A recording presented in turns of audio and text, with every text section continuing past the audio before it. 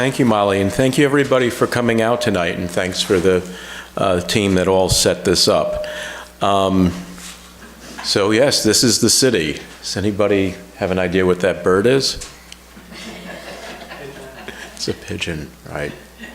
So we'll get back to the pigeon. The pigeon's going to play a big part in the lore of the city when that story is told one day. So let me tell you a little bit about the story of the city.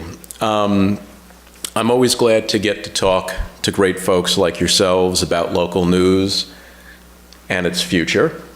I've been getting to do a lot of that lately in recent weeks as I've been working with our growing team on getting the city going. So I'm going to give you a little bit about the story behind the story as we talk about this crucial point in time for news in general, and I think for local news and in particular, and try to put that in a little bit in the context of what we're trying to do with the city. So first, some ground rules, which is basically there are no ground rules, right? Questions, interruptions are fine. I don't raise your hand, yell out, throw something at me. It's all fine. I really want to make this as interactive and as conversational as possible because as a journalist, I always want to learn. I'm very curious. So thankfully, Molly already got through kind of the boring part, which is a little bit about me, right? So I am a lifelong New Yorker. I've lived in Brooklyn my whole life, and I was saying to Molly before, and I say a lot, you know, I've got to live in one borough my whole life and feel like I've lived in half a dozen places, right? Because it's just kind of changed all around us, and it constantly is, and that's really one of the stories of the city. And yeah, I've been thinking a lot lately about how I got to this point, and one of the through lines for me has really been kind of a devotion and life in local news. And as I'm doing this new job, I've been thinking a lot more about my days at Downtown Express. And I started there, as Molly mentioned, as an intern when I was an undergraduate at another downtown university known by 3 letters that aren't SVA. But it's really where I kind of learned not only how to do it, but really the importance of it. And I was that kid who was coming in saying, you never just believe what I heard. And a lot of times it was after a community board meeting or going to a rally. So it was really kind of, you're welcome, a great privilege and a great blessing at that time, late 80s, early 90s, to have working for a paper that was financially viable, if only barely, right? And that's one of the things that's changed. And also the privileges of the privilege of getting to work with some great editors and really kind of learning the trade, which is not an opportunity that folks have in the same way, right? Because of what's happened in the business with the shrinking and also with the loss of institutional knowledge. And we'll talk about some of that kind of unfortunate stuff as we go along. But I got to work, and I was too young to maybe fully appreciate it at the time, but with an editor named Clay Felker, who's might be a familiar name. He was the founding editor of New York Magazine, and I got to meet, I guess, somebody who's big in SVA lore, Milton Glaser, of course, designed the original New York logo and gave some of the classic early covers, the 60s and 70s and on, and, you know, and of course, for the I Love New York iconic logo, and actually came in as a favor to Clay and kind of gave us design advice, so it's pretty incredible. And something, again, I'm in retrospect even more grateful for. And I think it's one of the things about passing on kind of not only the traditions, but the knowledge and the institutional knowledge of the business and the sign of why what we do is important. So enough about me, thankfully. I am much more excited to tell you about the city. So what is the city? So this is our mission statement, right? We're an independent, nonprofit news outlet dedicated to hard-hitting reporting that gets results for the people of New York. So how exactly are we going to do that? So most simply put, listen, dig, and deliver. We're here to listen to New Yorkers' concerns, to draw them out, to dig into stories, and hopefully deliver some good high-impact journalism. And at least I'm not going to have an opportunity to dig, and you'll tell me in the end whether I deliver or not, other than getting us at a decent hour to the food and drink. But I am definitely here to listen. So I would like to throw it out to you, and I'll tell you a little bit about what some of our reporters are doing now. We've got folks who are going around the boroughs as they're looking for stories, just talking to folks and asking them, what can the city do for you? So in other words, what are the stories that aren't getting reported, the stories that are important in your lives, in your neighborhoods, the good local stories? So it's our magic microphone here. And I guess we need to use the microphone right so that it all gets caught on the video. So question just for anybody. What are some of the stories that you think need to be done that aren't being done? Things that you see in your everyday life? Anything at all? Yes, I see a hand back there. Get my exercise here. It's really nice to be here tonight. Thank you for your time. Earlier today, I was at federal court in Manhattan filing papers in a federal lawsuit against the city. Mm-hmm. I previously had conversations with Greg Smith and Yoav Gonen from your team. Oh. So the question is, if you're a whistleblower, if you're pitching stories, valid stories that are in the public's interest and there's no coverage, what can be done about that? Well, you did the first two things, was to get in touch with Greg Smith and Yoav Gonen. And I would say anybody, in terms of if you've got something like that, you can DM us, you can get us, basically at this point, best way is to DM us through Twitter. In terms of, being a whistleblower, I would say just be careful.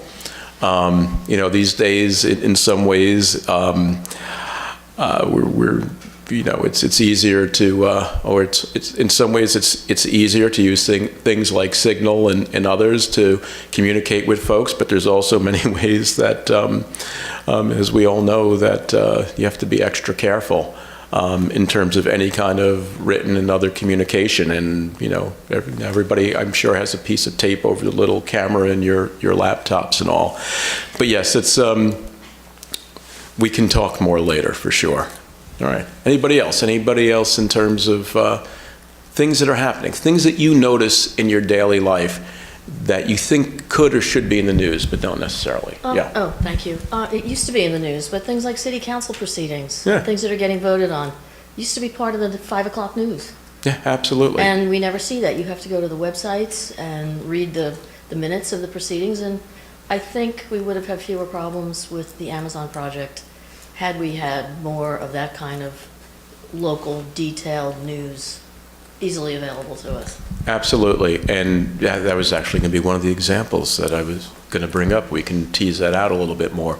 But yes, I mean, the things that, some of us take for granted that used to get done don't get done anymore. And it's gotten to a point where there are folks now whose perceptions of news are very different than some of us who've been on Earth a few more years than some of you. Everyday proceedings really don't get covered the way they should. And we'll talk in a little bit more detail about that in a moment. Anything else? Anything that anybody sees in their lives, in their neighborhood, and think, and it doesn't even have to be in terms of this should be a story, but things that you see that aren't right, that shouldn't be happening, right? Because that's, I think, a big part of what news could and should be in terms of pointing out ills and spotlighting them and getting results. Yeah. I think part of journalism is giving people a voice who don't have it. So usually the homeless population, like reporting on how that problem is being resolved. Yeah, absolutely. Right. And putting it in terms of giving people's voices rather than a story that's just like, what are all the homeless doing on the subway, right? Because we see that. We see that in the streets. It's one of the daily tragedies of the city. And the numbers show in terms of homeless families in the city and homeless people in general. I think it's up to like 62,000, which is a record number for New York. There's also a record number of people in shelters, but it goes to larger problems in terms of systemic issues with mental illness, with the lack of affordability in the city, the lack of affordable housing, and what does affordable housing mean, right? And there are the ways to take, I think, to get into those issues is you really hit it right on the head, right? There's homelessness, but then you can bring it down to the people. Yeah. All right. Anyone else? Yes. Every couple of weeks on my block in Crown Heights, Brooklyn, somebody papers the entire block with cards that just say, like, I will buy your house, call this number, and redevelop it, essentially. And it's like this sort of sketchy card. I have no idea really what is behind it, but it just begs the question, like, who is this entity? Where is all their money coming from? And also, like, how effective is it? I mean, are people just, like, calling up this number and selling their, like, old brownstones to this faceless number? Yeah. Right. But, that's great. That's how great stories start, in terms of somebody noticing something, somebody having that curiosity, and then, most importantly, somebody following it through. And it's a sign of, okay, maybe it's a nuisance that somebody's put up all these things, but it is almost probably literally a sign of the times, right? In terms of what's happening in your neighborhood, that there's been a lot of change there. How long have you been in Crown Heights? I've only been there a year, but already 2 old brownstones have been flipped and now being redeveloped. I've seen it. So, as Molly mentioned, before coming to the city, last 12 years or so, I was at the, what is now called proudly called the Craig Newmark Graduate School of Journalism at CUNY. Before it was just a CUNY Graduate School of Journalism. But if I were smart and if I had money, and unfortunately neither of those things are true, I would have followed like where our students were living, and I would have invested in some of those neighborhoods. And to be honest, as somebody who's lived his whole life in Brooklyn, maybe 10 years or so ago, when students were telling me they were moving into Crown Heights, I was kind of surprised. And then I've really, in the last 10 years or a little bit more, seen huge changes in the composition of that neighborhood and in other neighborhoods too. But a lot in terms of Crown Heights. In a lot of ways, it makes sense. It's the housing stock is beautiful. You talk about in terms of the brownstones, they're probably the best in the city. There's a lot, and now in terms of transportation, in terms of the subway, how long does it take you to get here? 35 minutes. Yeah. Right? Not bad by city standards, even though the subways are in the crapper these days, right? But long time family neighborhood. I mean, tensions in the neighborhoods going back to the incidents in 1991, but always been very stable in a lot of ways.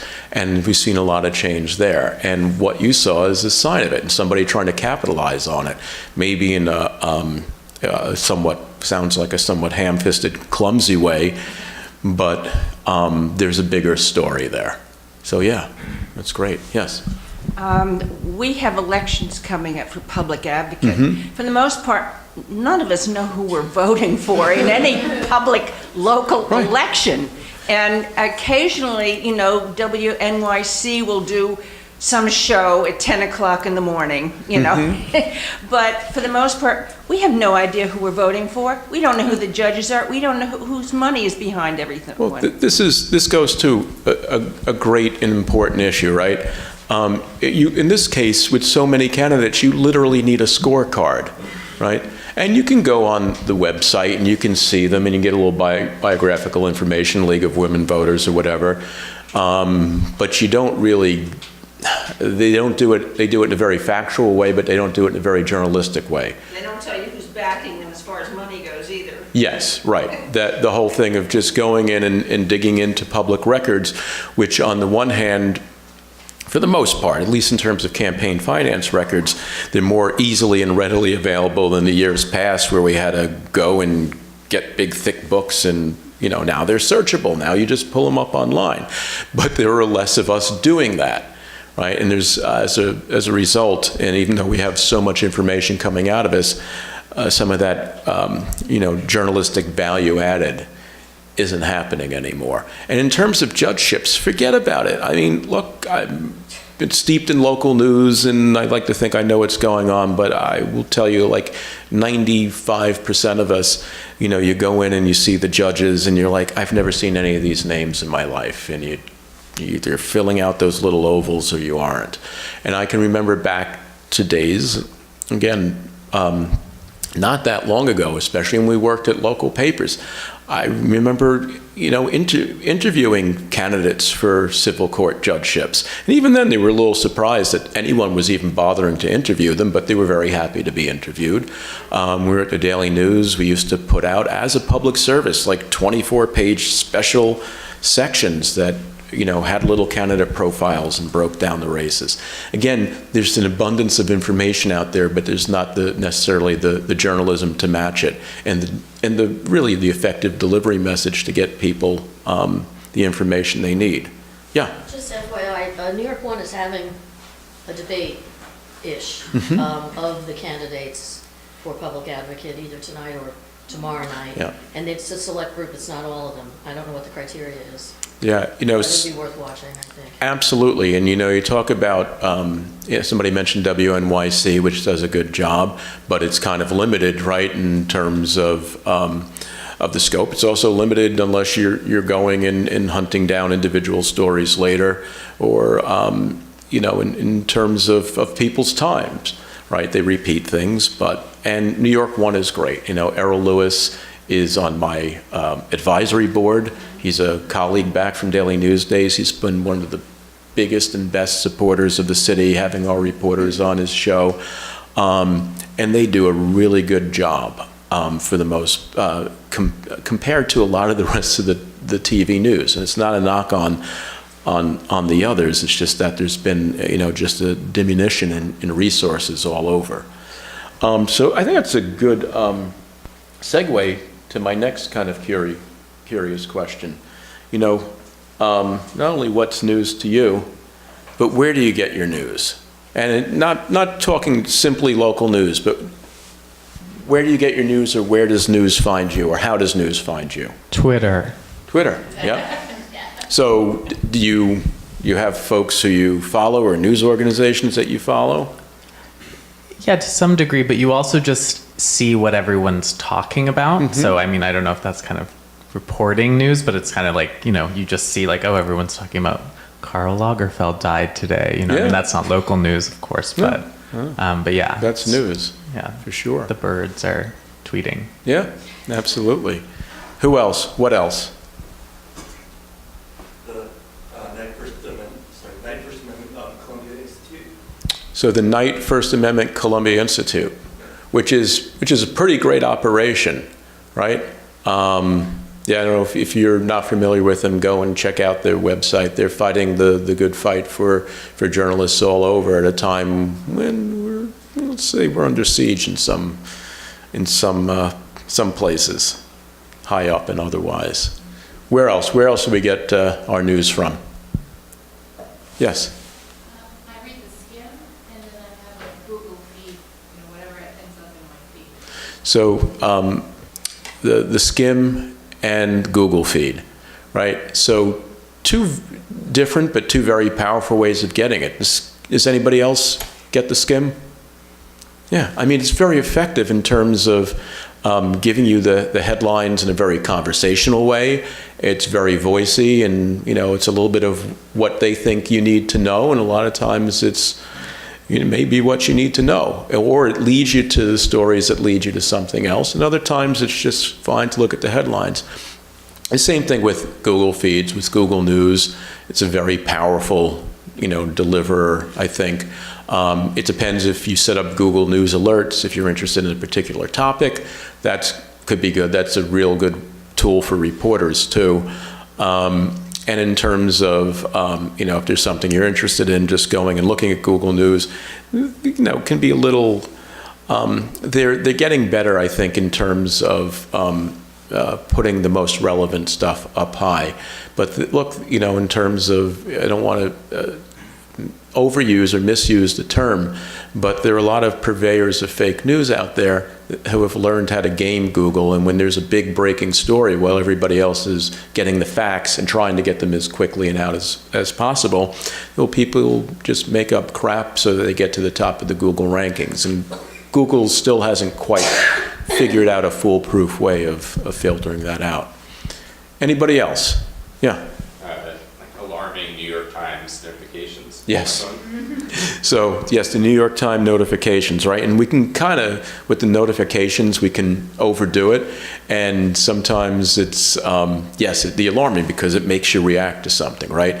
And sometimes it's something really important. And sometimes it's like you really need to relax and do yoga. I mean, they literally have that, you know, story, which I read. So good. So let's talk a little bit about why local news matters, right? So look, I know that, you know, sometimes when you hear local news, it does not smack of the most glamorous aspects of media. And even in New York, where small things can become big stories, sometimes out of proportion because they happen in New York.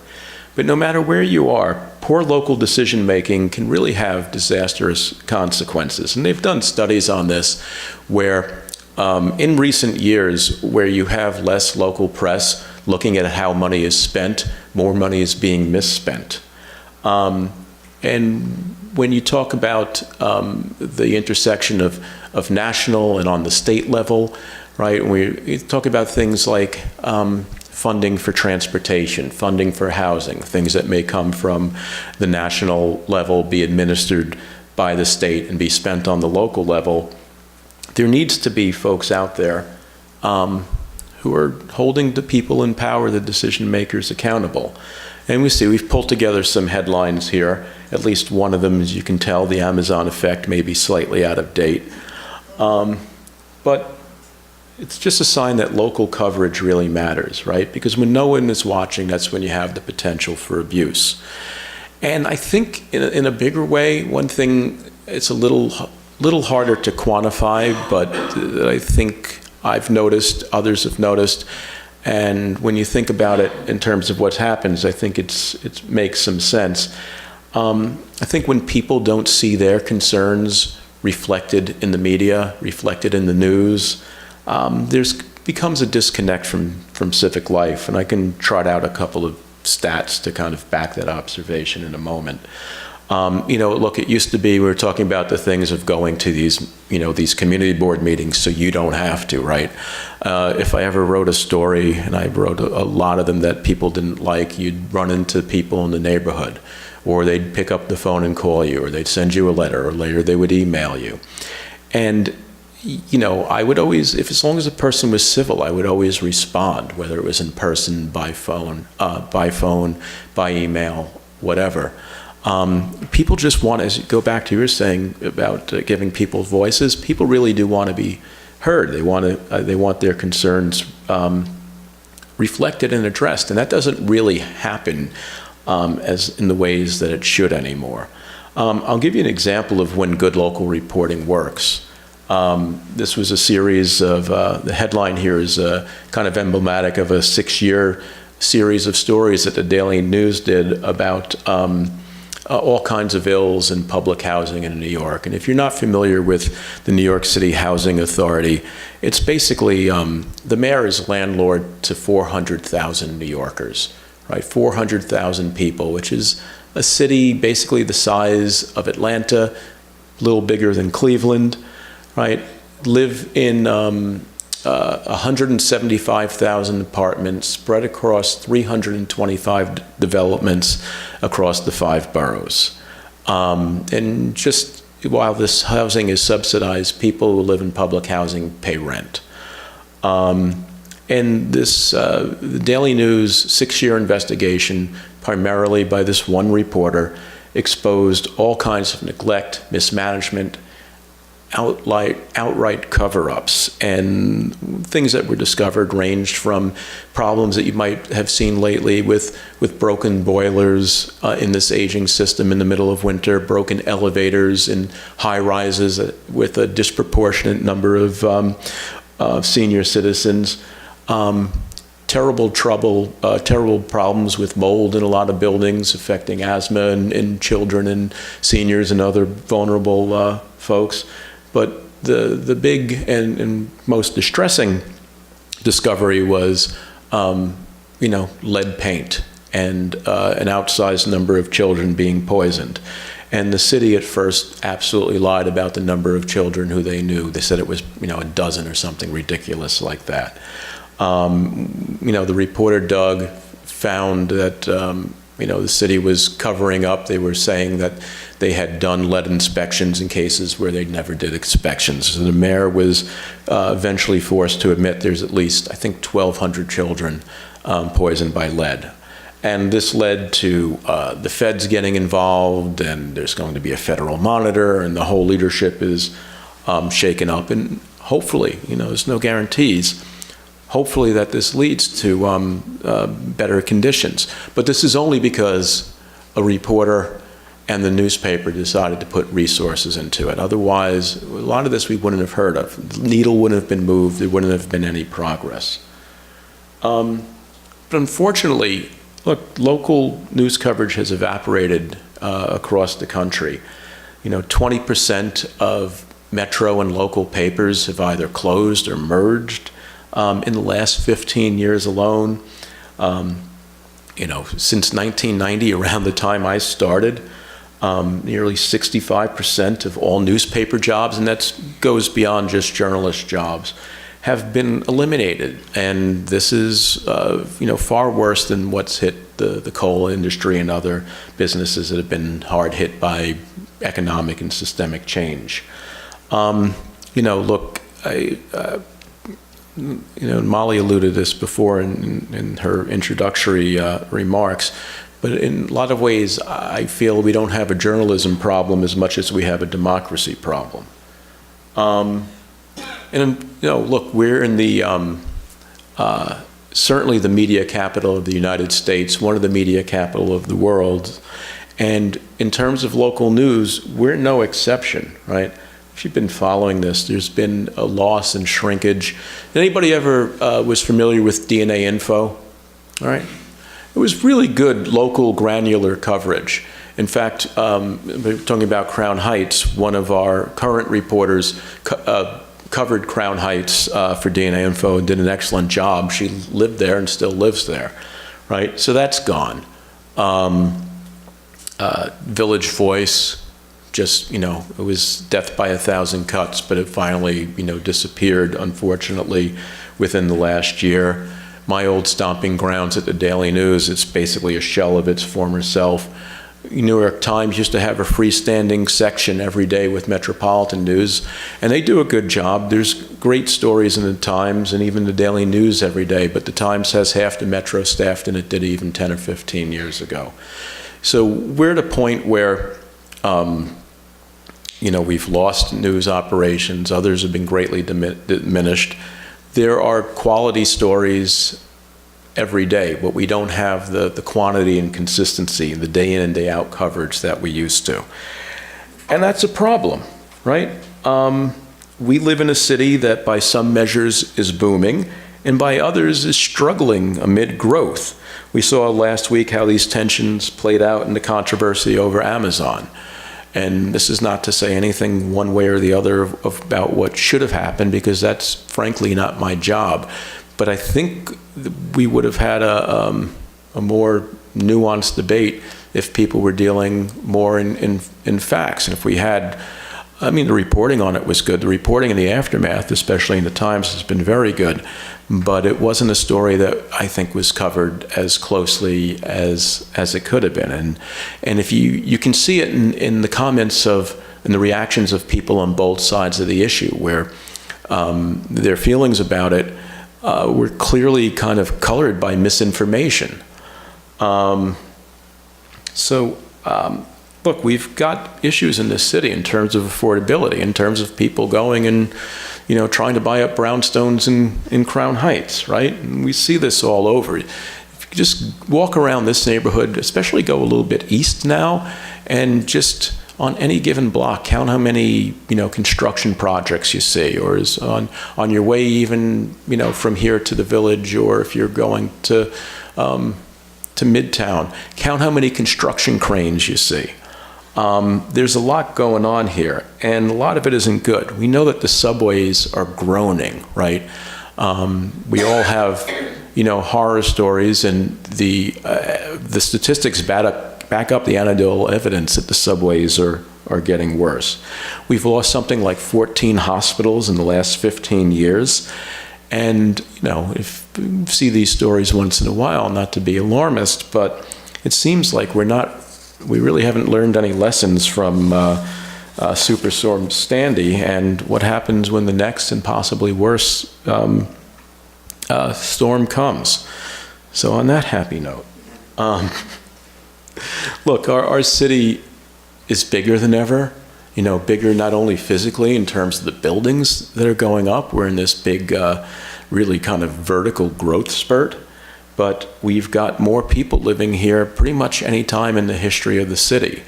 In fact, I think the city put out an estimate the other day in addition to the numbers, and this is going to change with the census, and not that the census is going to be accurate, but there's probably 400,000, by the city's reckoning, 400,000 undocumented people here on top of whatever. So we're the city that's probably around 9 million people now. We also have the largest municipal budget that we've ever had, $92.2 billion, which is basically the gross national product of Cuba. And who's watching that, right? There are some reporters, and more than in most cities, but not with I think the kind of attention that this used to get, or that it certainly deserves. I will tell you that in the last mayoral primary, and we know that in New York, pretty much the primary is the election. In the last mayoral primary, 14% of the voters turned out. Unfortunately, the digital age has made strong local journalism unviable, at least economically. But also, luckily, over the last decade or so, there's been a slow rise in nonprofit news organizations that are really designed to fill the gaps and to fill crucial needs, I think. Let me ask you this. So here are some of the outfits, more notable outfits that have popped up in recent years. Any of these familiar names at all? Like which ones in particular? Yeah. Yeah. So a lot of great work being done here. ProPublica, right? Known for their investigative reporting, national operation. They've hired some of the best investigative reporters in the country, and they do a great job with data. I think they're very helpful to other news organizations because a lot of what they put out there, it's easy pickings for local news organizations to go in and kind of localize some of the stories that they do. The Hechinger Report does an excellent job reporting on education.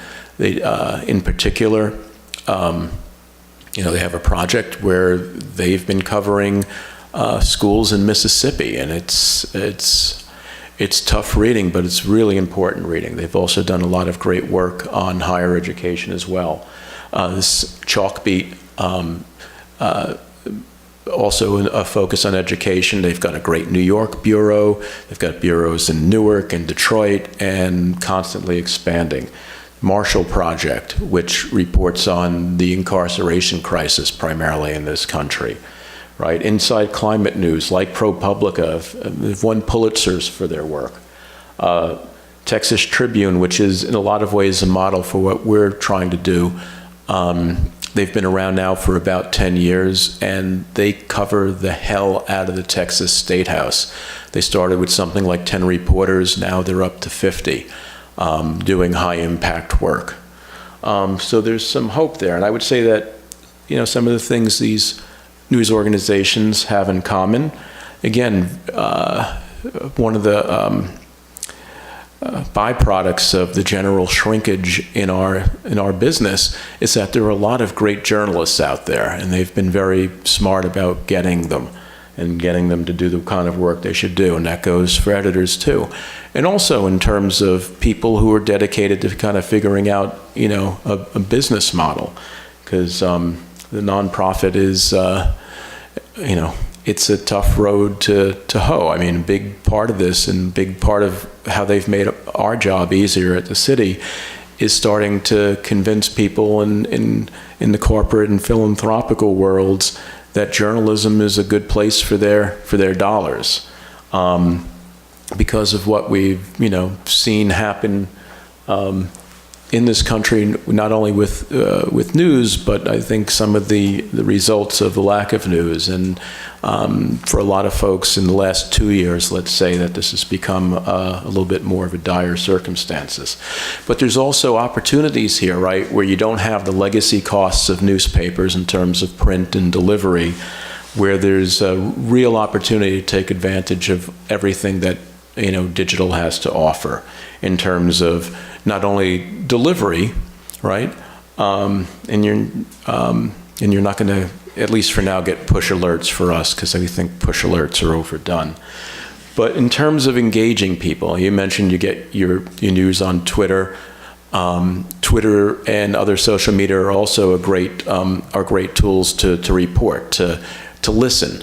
In ways that enhance just going out and being out in the neighborhoods and talking to people.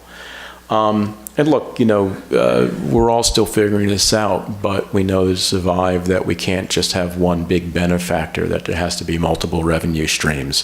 And at some point that also gets to a membership model, where you have that in public media. And for us, we don't think that a membership model is ever going to be our savior financially, but it's also a great way to build audience and to build loyalty. And I think it'll be one of the measures that define us as we go on. I would say that for us, events are going to be really important too. Just being out there, and I think events. Texas Tribune has done an incredible job, where in the beginning they would just get a classroom like this at a university, a community college, bring in a couple of decision makers and tell folks to come and ask questions, to the point where their last huge event was a Free Willie Nelson concert, followed by an interview with Beto O'Rourke, right? So they've kind of built it into an art. But for us at the city, we really want to get into the neighborhoods of New York. I don't think we're going to really have the model of having high-powered people at the Times Center or the 92nd Street Y. We really kind of want to be out there and building audience. I'll tell you a little bit about how the short version of how this came together. After DNA Info, unfortunately, was closed, there were folks in journalism and philanthropy who said, we can't function like this. We can't function as a city in terms of civic engagement. We need good, consistent beat reporting local journalism. So folks got together at my old place at the CUNY J School, started talking about what this could look like, and over time, support and money built for this. And I had kind of an informal role where folks would come to me and say, well, who would be a good editor for this? And I would recommend people, and sometimes it didn't work out because people either were moving on to new things or they weren't interested or it just wasn't the right fit. Till finally, sometime in the summer, they came to me and said, you need to do this. So in one way, I'm kind of like the Dick Cheney of this operation. Though I like to put it, for Star Wars fans, I like to think myself as the Harrison Ford, who was like, about the millionth choice for Han Solo. Anyway, so look, job one for me was assembling a team, and I'm very lucky, and I've got some of the best journalists in New York. People who really want to do this, who are dedicated to local. But I was looking for people with a mix of experience levels, and you can see here from the previous gigs, there's a not only great places, but a wide variety of news outlets. But I also knew that we needed a mix of people who reflect the city we're reporting on. And in a lot of ways, most importantly, and kind of the hardest to engineer, is a mix of people who will work well together, collaborative journalists. I mean, I've hired 17 people, and we're still going to be a scrappy news organization. We're hoping to punch above our weight, and it only works together where everybody's pulling in the same direction. I could go on all day about my staff, but I'll just give you 3 examples. So yes, we got Greg Smith, who the gentleman mentioned. He was at the Daily News for 25 years. He was the person who did all that great work on the New York City Housing Authority. One of my deputy editors is a gentleman named Hassani Gittins, who, like me, is a native New Yorker, only he's from Queens, which we don't hold against him.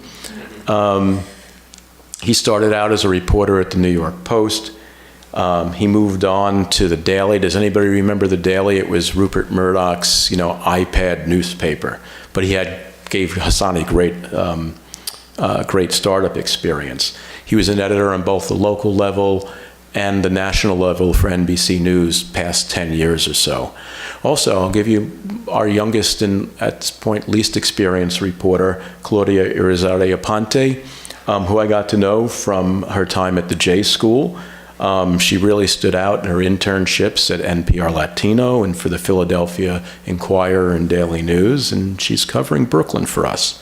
So I'm really thrilled with the people we have and what we're trying to do. And what we're trying to do is not necessarily create some glorious past that maybe wasn't as good as people remember it being anyway, but to really kind of recreate local journalism with kind of a mix of the best of the old and new. In terms of how we're going with this, we want to produce stories that have a tabloid urgency and a tabloid clarity, right? But without the tabloid excess. And I speak of that not only because I came from that world at the Daily News, but I saw when it was abused, and I saw how powerful it could be when you tell stories in a straightforward, no bullshit way, where you kind of lay out the stakes. We really want to have a site that pulses to the metabolism of the city. Stories that focus on people, data, and policy, and really in that order of importance, because it's all about people. One way where I think we can distinguish ourselves is data and data interactives, to give people not only some service journalism, but to use data interactives to show people where they fit into the larger story, and to, again, help connect them or reconnect them to the news. A big part of what we're doing, right, we'll have people. We have somebody in Albany. We have people covering City Hall and City Hall related beats. We have 5 reporters who are covering the boroughs, and I have no illusion that 5 people are going to give you granular coverage in the way that DNA Info did. But I am convinced that we're going to have our finger on the pulse of the city, and I'm seeing it already in terms of being able to connect the dots in terms of kind of the local stories, because what's happening in Crown Heights was pretty similar to what's been happening in Long Island City and in the South Bronx now. So that gives us an entree into bigger stories. So I've got all these great reporters. We don't have a website yet. We're hoping to be up soon. But we do have this incredible partnership with New York Magazine, which is giving us design help, so ergo the pigeon and the logo, but also letting us use their content management system that they're helping design for us.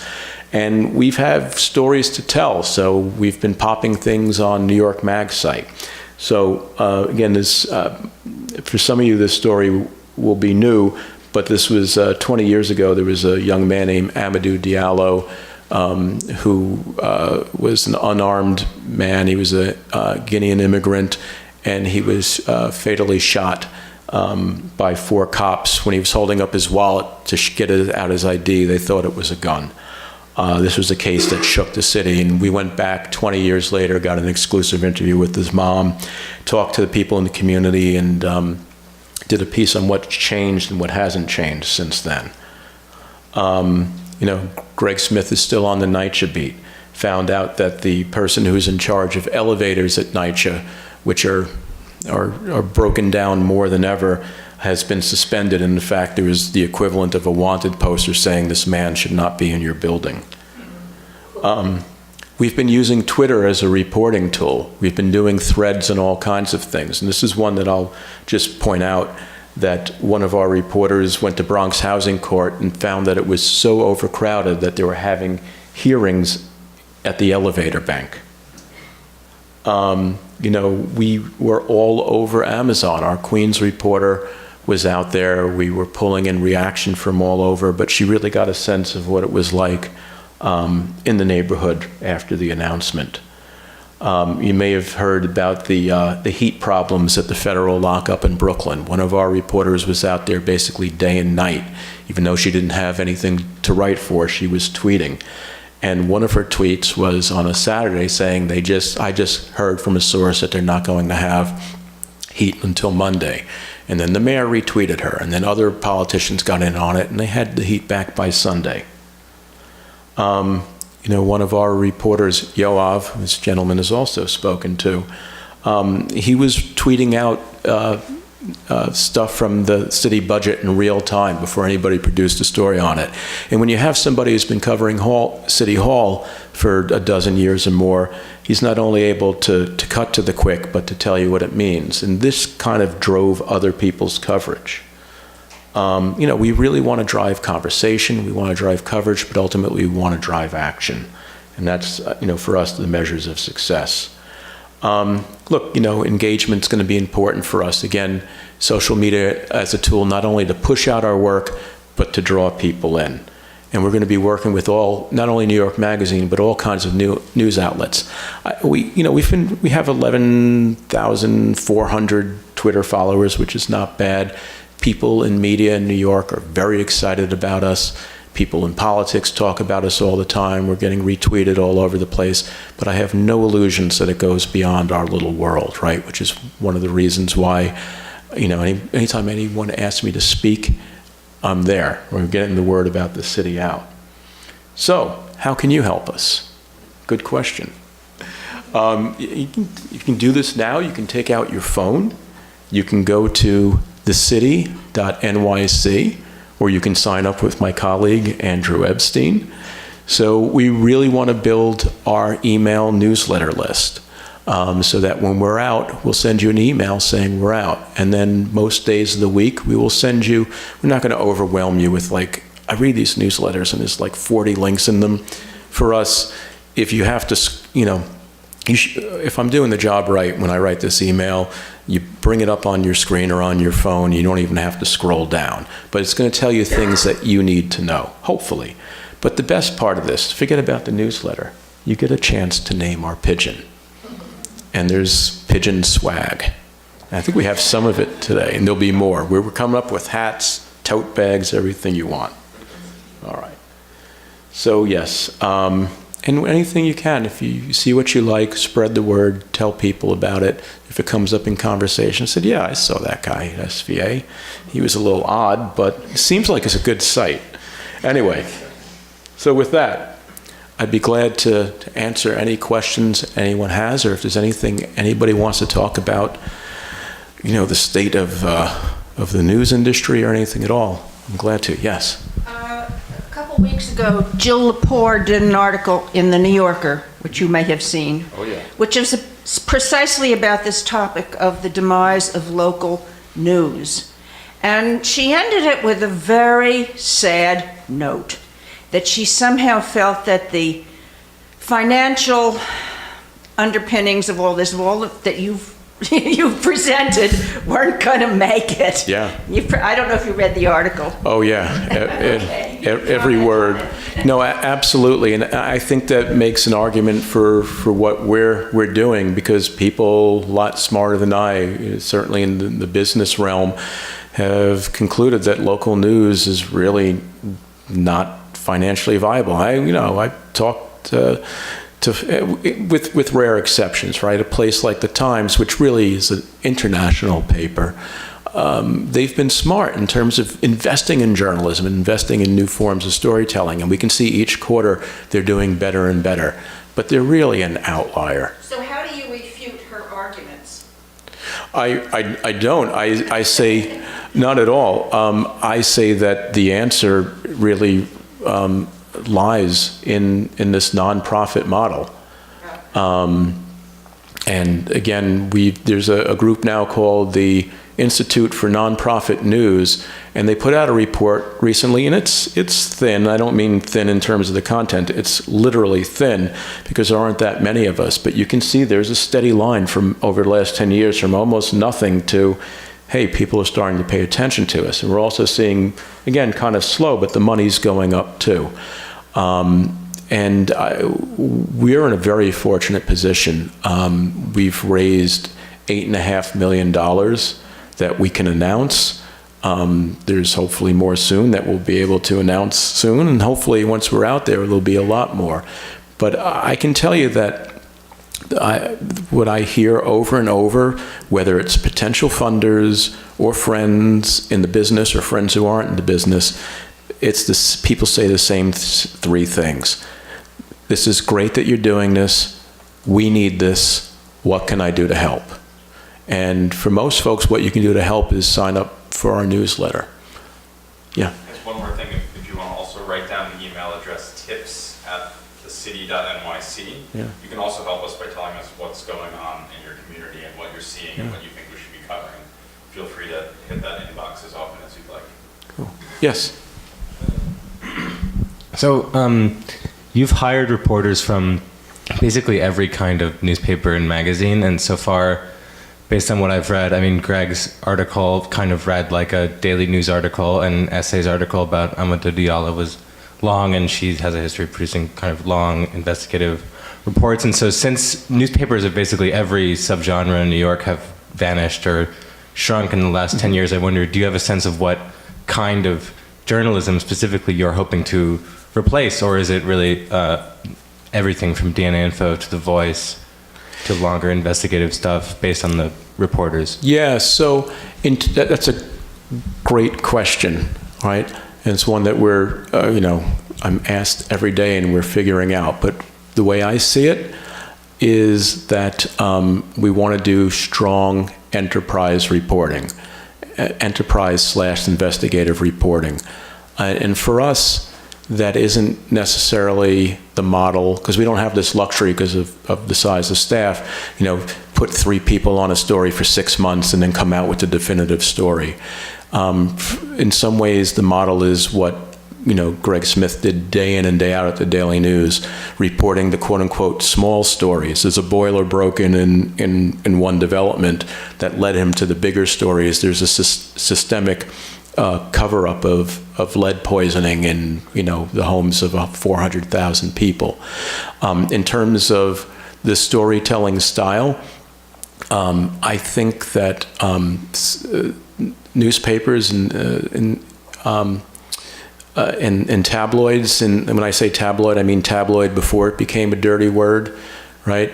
That there was a real missed opportunity because the tabloid style, if modified, is a really good delivery method for digital audiences, because the stories are fairly short, they're straight to the point, the headline needs to grab you.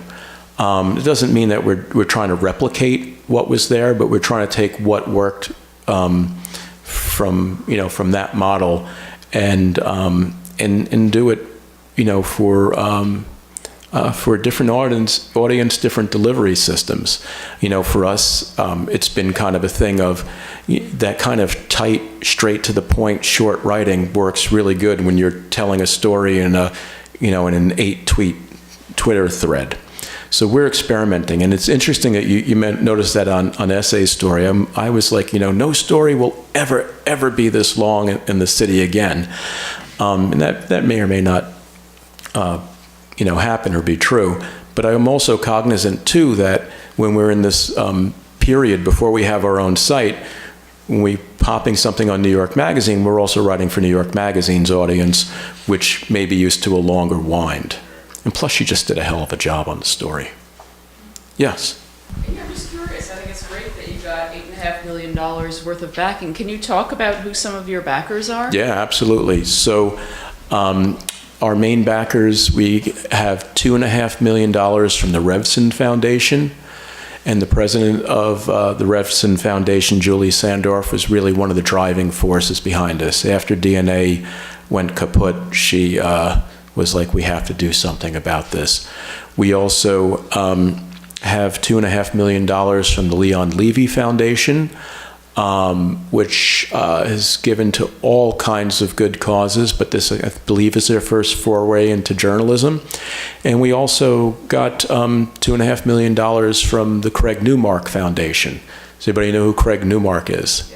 Yeah, so Craig of Craigslist, right? And Craig has been incredible in terms of the last few years, putting his money into journalism. My old journalism school is renamed after him because he gave $20 million, which is a game changer. He has given, I think, a similar amount of money that he's given to us to WNYC, specifically for Gothamist. And others, I guess started a new one called The Information, which is going to cover the kind of the tech and digital industry. So we're very grateful to have him. And then there are others who have given somewhat less, but including Richard Ravitch, who may not be a familiar name to a lot of you, but to some of you, one of the great citizens of New York, one of the people who helped bring the subways back the first time in the 80s, and somebody who was involved in, getting New York out of the bankruptcy crisis in the mid-70s. And a few other people. We're lining up a board of directors of people who were real, just great New York citizens, some of whom have deep pockets and others who know folks with deep pockets. Anybody else? Yeah. Is this a nonprofit, a 501c3, or? Yes, it's a nonprofit. We've applied for our 501(c)(3) status, which takes some time. I'm learning to come. This is a whole education for me, but we are our fiscal sponsor at the moment is a group called the Lenfest Institute, which is really one of the leading forces in nonprofit journalism. They're the folks that basically saved the Philadelphia Inquirer and the Philadelphia Daily News. Yeah. So this is a big tax write-off for whoever gives you this money. I don't. I'm not. Whatever gets. It's very appealing. Yeah, I don't know. I'm not an expert on the tax law, but that sounds right. But yes, and the other thing hopefully is appealing too, that we're going to be doing some good work, but I have no illusions that certain funders are going to last forever. And I think if we are doing good work and we are having an impact, hopefully that's going to draw more money, whether it's $5 donations or $5 million checks. So if you know anybody, send them our way. Did you have a question? Yeah. A lot of the nonprofit news outlets you put on the screen earlier have created tools for the public that sort of circumvent the very confusing online repositories of public information, whether that's like bill numbers, sort of information on legislators, campaign finance information, that sort of thing. Do you guys plan on creating any of those tools? We hope so. As I mentioned before, that data interactives are going to be an important part of what we do, and we're already figuring out how we can overlay different data sets. And I don't want to give away too much of what we're doing, but the short answer is yes. We want to kind of send a message about that as we launch, and hopefully we're going to launch with some great work across the board. But it really, in terms of news you can use, or using data interactives to give people information that actually relates to their lives, we're all for that. Great. Question about the design of the city. So one thing that bugs me a lot when I read for-profit journalism online is that advertising is integrated into the story now, and often the visual ads, are popping up almost as if they're with equal weight as the illustrations for the story. And I find that extremely distracting. And so I was wondering if you could talk about what your goals are for the look and feel of the city beyond the content.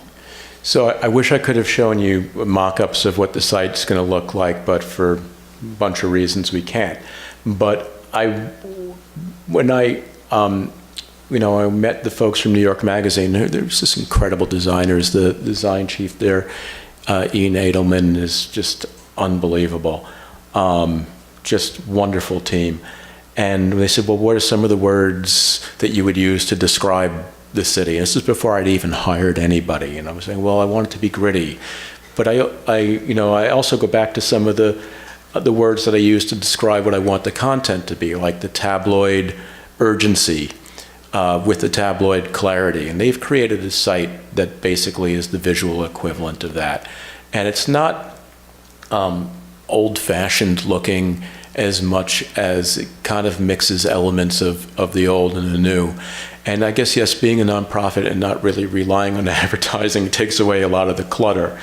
But in terms of like that rail on the right where advertising would be, and we're not going to have things in the middle of stories, thankfully, but we're going to use some of that third rail space for calls to action, for sign up for our newsletter, maybe donate, but also to have like, the calls out, tell us your story, because, the crowdsourcing model, the engagement model, that's going to be very important for us. And I think that's what we're going to be advertising, that we're here to listen. Yes? Do you have a timetable for how soon your operation is going to be up and running? It's a moving target. If I'm being coy, we're saying within the line is within the first half of the year, but it'll hopefully be a lot sooner than that. Because as you can see from the stories we're doing already, our reporters they're waiting to bust out. But if you sign up for the newsletter, you'll be the first to know. Okay, one more question. Thanks. Can you talk about your plans for climate change coverage? Yeah. So, it's going to be very important for us, right? And I've been thinking in terms of traditional beats and how we're going to frame them for a couple of reasons. And forgive me for the long wind into this, but there'll be a reason for it. That we have a limited number of reporters, and we don't have the luxury of the old days. Look, when I was city editor of the Daily News, I can give you an estimate of how many reporters they had. And editors who I was, the Metro editor, who was my boss, and I, probably like about 60 people or more. And that was like a luxury. And even then, we thought we didn't have enough people to cover New York City. But then we did have the luxury of having a person who was an environmental reporter, a person who was just a transit reporter. I'm trying to get people to see beats in a more thematic way so that, when we talk about public housing, it's a housing beat, yeah, but it's also a public health beat. In the same way that education, in some senses, when 10% of children who go to school don't have, stable living, stable homes in terms of a place to live, that it becomes a housing beat. So, yes, for us, I'm trying to frame it in terms of a resiliency beat because of what's happened, or what's not happened, let's say, since Sandy. And without giving too much away, and I never want to overpromise, but I think we're going to look at a lot of what's not been done in the last 6 years. And that's to start.